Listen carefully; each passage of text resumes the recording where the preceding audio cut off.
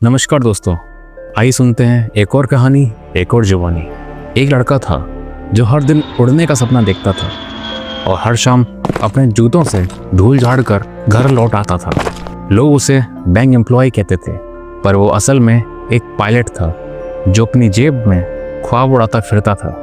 कोई उसे समझ नहीं पाया और वो भी किसी से कुछ कह नहीं पाया। लेकिन एक दिन बारिश के बीच एक अजनबी ने उसे एक ऐसी डायरी दी जिसने उसकी पूरी ज़िंदगी की डायरेक्शन बदल दी। और उसी दिन एक रिलेशनशिप मैनेजर की आखिरी पॉलिसी भी की और एक पायलट की कहानी शुरू हुई। हर सुबह वो टाई बांधता था, पर हर शाम उसकी आंखों में एक और सपना दम तोड़ देता था। उसका नाम था अरमान, उम्र 26 साल, पद रिलेशनशिप मैनेजर, काम सड़कों पर घूम घूम कर बैंक की पॉलिसीज़ को बेचना। और ज़िंदगी वो तो कई कोनों में पड़ी थी, धूल खा रही थी। लोग समझते थे कि वो नौकरी कर रहा है, लेकिन असल में वो खुद को धीरे धीरे खो रहा था। हर ठुकराई गई पॉलिसी के साथ उसका आत्मविश्वास भी रिजेक्शन फॉर्म पर साइन कर रहा था। घर में माँ की दवाइयों की पर्चियाँ थीं, पिता की पुरानी दुकान अब ताला बन चुकी थी और छोटे भाई की स्कूल की फीस का आखिरी रिमाइंडर आ चुका था। वो जानता था ये सब करना उसकी मजबूरी है, पर दिल के किसी कोने में एक और रास्ता हर पल पुकार रहा था। जहाँ मंजिल थी आसमान, क्योंकि अरमान पायलट बनना चाहता था, पर जिम्मेदारियों ने सपनों को हंसकर कह दिया, अभी नहीं बेटा। वो हर दिन हर मोड़ पर अपने ख्वाबों को मारता था। फिर एक दिन बारिश में भीगते हुए वो एक दुकान के बाहर बैठा था, चुपचाप, एकदम अकेला। तभी एक अजनबी बुजुर्ग उसके पास आकर बैठ गया। आंखों में अजीब सी चमक थी, जैसे वो कुछ कहना चाहता हो। तू उड़ क्यों नहीं रहा बेटा? ज़मीन पर क्यों घसीट रहा है? आप मुझे जानते हैं?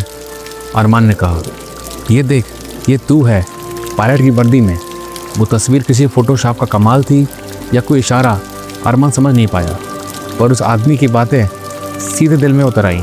वो आदमी बोला, मैं भी तेरे ही तरह था, सिस्टम में फंसा, अपने ख्वाबों को मारने वाला, पर तू मत मारना बेटा। और फिर उसने एक डायरी अरमान को पकड़ा दी, जिसमें दर्ज थी एक अधूरी ज़िंदगी की परछाई। उस डायरी में सिर्फ बातें नहीं थीं, वो जिंदा लोगों की मरी हुई आवाज़ें थीं। हर लाइन चिल्ला रही थी, उड़ जा जब तक वक्त की जंजीरें टूटने ना लगें। अब वो पॉलिसीज़ बेचने नहीं जा रहा था, अब वो लोगों से उनकी कहानियाँ पूछ रहा था। वो उन चेहरों को ढूंढ रहा था जो उसके जैसे थे, ख्वाबों से दूर, फर्ज में बंधे हुए। धीरे धीरे वो बदलने लगा और उसके काम का तरीका भी। लेकिन बैंक वालों को ये नई सोच पसंद नहीं आई। उन्हें डर लगने लगा, कहीं लड़का पॉलिसीज़ ज़्यादा पर्पज ना बेचने लगे।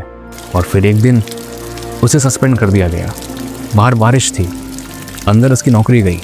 और उस दिन अरमान ने सिर्फ नौकरी नहीं छोड़ी, उसने ज़िंदगी का रास्ता भी मोड़ दिया। बैंक की नौकरी छूटने के बाद अरमान ने शहर छोड़ने का नहीं, खुद को ढालने का फैसला किया। दिन में बीपीओ की नौकरी करता और रात में उधार ली गई किताबों से उड़ान की थ्योरी पढ़ता। सपनों का बोझ नहीं था अब उस पे, अब सिर्फ एक इंजन था भरोसे का, जो कहता था तू उड़ सकता है। छोटे छोटे हिस्सों में वो अपनी ज़िंदगी को फिर से जोड़ रहा था। हर रोज़ शाम 5 बजे वो एविएशन एकेडमी का गेट घूरता, पर अंदर दाखिला लेना उसकी बस की बात नहीं थी, क्योंकि फीस आसमान जितनी थी। एटीएम की रसीदें, माँ की दवा की पर्ची, भाई की स्कूल की फीस, हर कागज़ एक दीवार बन के उसके रास्ते के सामने खड़ा था। लेकिन फिर एक रात उस डायरी के आखिरी पन्ने पर एक स्क्रैप पेपर मिला। एक लिंक था, government sponsored aviation scholarship, last date tomorrow. उसने पूरी रात जाग कर फॉर्म भरा, डॉक्यूमेंट स्कैन किए और फिर सुबह पहली लोकल पकड़कर अकेडमी फॉर्म जमा किया। और बाहर निकलकर कई मिनट तक बस वहीं खड़ा रहा। वो जानता था अब रिजल्ट आए ना आए, वो हार नहीं रहा है, क्योंकि इस बार उसने खुद से भागना बंद कर दिया था। 2 दिन बाद एक ईमेल आया, shortlisted candidates must appear for stage 1 online aptitude test. Test था लॉजिक, मैथ, स्पेशल स्किल्स और एविएशन अवेयरनेस का। अरमान के पास कोचिंग नहीं थी, बस इंटरनेट और जिद थी। उसने यूट्यूब के पुराने वीडियोस देखे, PDF फ्री में डाउनलोड किए और 5 रातें बिना सोए सिर्फ तैयारी में गुजार दी। टेस्ट वाले दिन वो नर्वस नहीं था, क्योंकि इस बार हारने को कुछ था नहीं उसके पास, बस उड़ने की उम्मीद थी। 3 दिन बाद ईमेल आया, congratulations, you are selected for stage 2 personal interview. Interview virtual था। सामने 3 लोग और एक सवाल, why do you want to become a pilot. Arman ने कुछ रटा हुआ नहीं बोला, उसने सिर्फ सच कहा, क्योंकि मैंने अपनी ज़िंदगी ज़मीन पर घिसटते हुए देखी है और अब मैं उन लोगों के लिए उड़ना चाहता हूँ जो सपने देखते तो हैं पर हालातों में उलझ कर कभी उड़ नहीं पाते। मैं सिर्फ प्लेन उड़ाना नहीं चाहता, मैं उम्मीदें उड़ाना चाहता हूँ। इंटरव्यू के आखिरी मिनटों में पैनल में से एक मेंबर ने कहा, you don't have much money, no English fluency, no aviation background, still you are confident. Arman मुस्कुराया, सर मेरे पास 2 चीज़ें हैं, एक पुरानी डायरी और खुद पर भरोसा। कभी कभी वही काफ़ी होता है उड़ने के लिए। एक लंबा सन्नाटा रहा, फिर इंटरव्यू बंद हो गया। 5 दिन तक कोई जवाब नहीं आया और फिर 6ठे दिन वो ईमेल आया, congratulation mister Arman, you have been awarded the full government aviation scholarship. वो कंप्यूटर की स्क्रीन को देर तक देखता रहा, फिर उसकी आंखों में आंसू उतर आए और ओठों पे एक धीमी मुस्कुराहट। उसका नाम लिस्ट में था जिसमें आम लोग नहीं बल्कि वो लोग शामिल होते हैं जो टूटने के बाद भी उड़ना नहीं भूलते। लेकिन स्कॉलरशिप मिलने का ये मतलब नहीं था कि ज़िंदगी अब आसान हो गई है। उसे एकेडमी में अब भी दाखिले के इंस्ट्रक्शंस का इंतज़ार था और तभी एक दिन एकेडमी से कॉल आया, सर फिलहाल बैच फुल हैं, आप अगले सेशन में शामिल होंगे। 3 महीने की देरी और घर की हालत। वो फिर से उस मोड़ पे था जहाँ ज़िंदगी ठहरने लगती है। लेकिन इस बार वो चुप नहीं बैठा, वो सीधा उस एकेडमी में गया, गेट पर खड़ा रहा, रिसेप्शन पर पूछा, कोई छोटी नौकरी है क्या, कुछ भी चलेगा, बस यहीं रहना चाहता हूँ।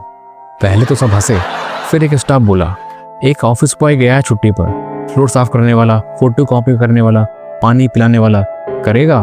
अरमान बोला, सर बस अंदर रहने को मिल जाए, बाकी सब हो जाएगा। उसे जॉब मिल गई, 7,000 रुपये महीना, बिना यूनिफॉर्म, बिना सम्मान के।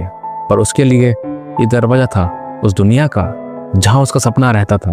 वो दिन भर एकेडमी में झाड़ू पोछा करता, फोटो कॉपी मशीन चलाता और शाम होते होते वो क्लासरूम के दरवाजे से टिक कर लेक्चर सुनता।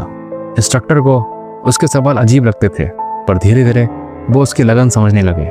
एक दिन फ्लाइट सिमुलेटर में टेक्निकल ग्लिच आया, टेक्नीशियन नहीं आया था। अरमान ने धीरे से कहा, सर एक बार ट्राई कर लूँ। उन्होंने हंसकर कहा, कर ले। और 15 मिनट में सिमुलेटर फिर से चालू हो गया। अगले कुछ हफ्तों में अरमान एकेडमी का हिस्सा तो था पर सिस्टम का नहीं। वो ऑफिस के बाहर काम करता था और भीतर उसके जैसे लोग यूनिफॉर्म में उड़ान की बातें करते थे।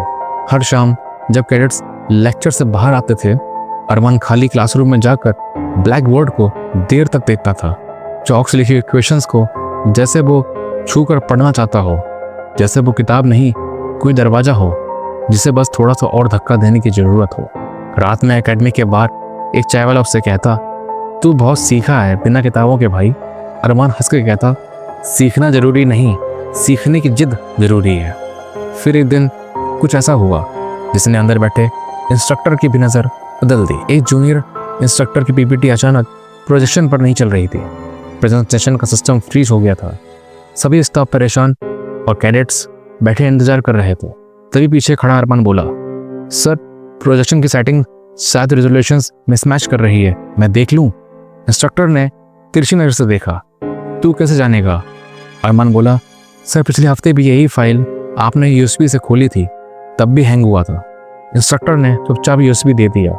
अरमान ने प्रोजेक्शन को रीसेट किया, फॉर्मेट बदला और 2 मिनट में स्लाइड चलने लगी।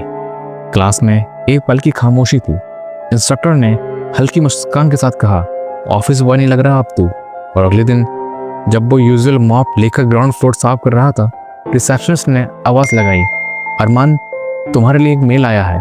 वो चौंका, मेल? उसके लिए? वो रिसेप्शन पर गया, मेल खोला। एकेडमी का ऑफिशियल इंटरनल मैसेज था। तकनीकी समझ और अनुशासन के आधार पर श्री अरमान को अस्थायी रूप से तकनीकी सहायता के पद हेतु नियुक्त किया जा रहा है। उसका हाथ थम गया। कई सेकंड्स तक वो सिर्फ स्क्रीन की तरफ देखता रहा, फिर चुपचाप नीचे बैठ गया जैसे कोई दरवाजा सच में खुल गया हो। अब वो एक अलग यूनिफॉर्म पहनता था।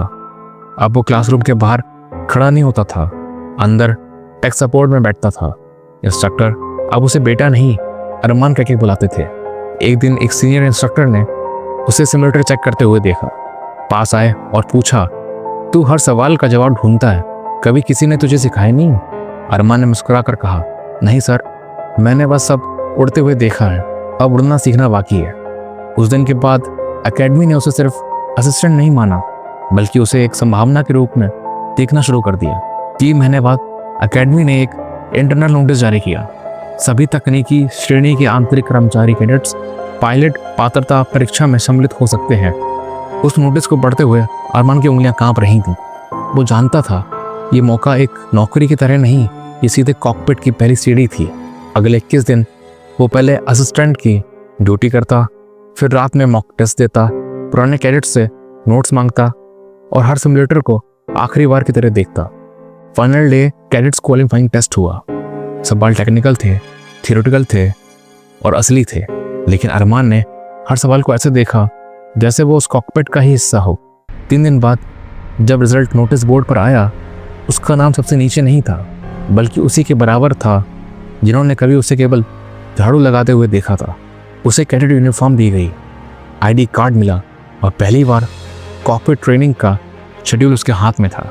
जिस दिन उसे कैडेट यूनिफॉर्म मिली, उसने पहली बार आईने में खुद को देखा। सफ़ेद शर्ट, कंधों पर 2 नीली पट्टियाँ और सीने पर लगा एक छोटा सा नाम, कैडेट अरमान। वो मुस्कुराया नहीं, बस गहरी सांस ली, जैसे ये नाम बाहर की दुनिया के लिए नया हो पर अंदर बहुत पुराना।